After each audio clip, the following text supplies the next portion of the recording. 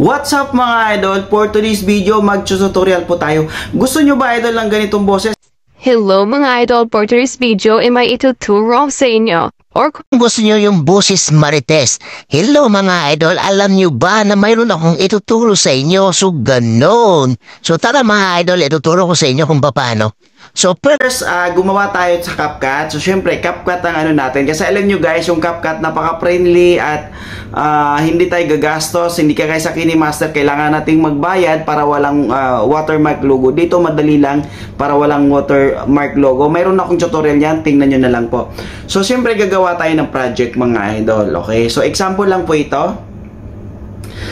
Ayan, so ito yung kukunin natin. At gusto natin pang reels na ratio. So pipili tayo dito pang reel. So, ayan. Idadrag lang natin yung video. Ayan. So, pag nadrag na natin yung video, okay. So, kagaya niya, nakaganyan na po yan. So, example na lang po, maglalagay po tayo ng yung boses. Ayan. Maglalagay tayo dito. So, dyan sa ano po, sa ano mga idol. Example, maglagay tayo ng music.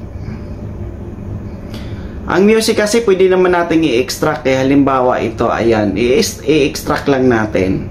So yan ang kagandahan sa ano mga idol, kagandahan dito sa ano. Okay. So halimbawa lang ganyan. Pag na-drag na natin, kagaya naka-extract na po yung music. So punta tayo dito sa ayan, sa music. Ngayon, sa music mga idol, mayroon tayong voice effects. Okay. So kung by the way guys, kung gusto pala natin example lang, gusto pala natin na ano, yung halimbawang yung video natin ay papalitan natin ng voice effect, kailangan muna natin siyang i-extract ha. Yung video i-extract natin yung boses para mapunta rito. Ngayon pag nandito na po siya, ayan, pwede na natin palitan ng voice effects. Ayan. So mayroon tayo diyan, mayroong deep, mayroong high, may low at mayroong echo. Yung ginamit natin kanina guys, ayun yung si Beste. Yung una si Beste yon. Tapos yung pangalawa yung nagsasalita kanina, si Triggers there. Makulit na parang Marites yung dating yun. So ganun lang po kasimple. So marami tayong magpipilian, depende sa inyo, depende sa gusto nyo guys. Ayan. Mayroon din ganyan, okay? So, mayroong funny. Ayun na nga, yung funny si Trickster. Ayan.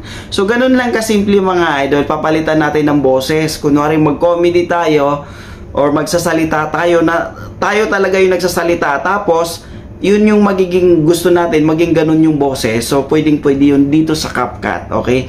I hope mga idol may natutunan po kayo sa tutorial for today. Follow nyo po ako for more update and tutorial. Maraming salamat and have a nice day po.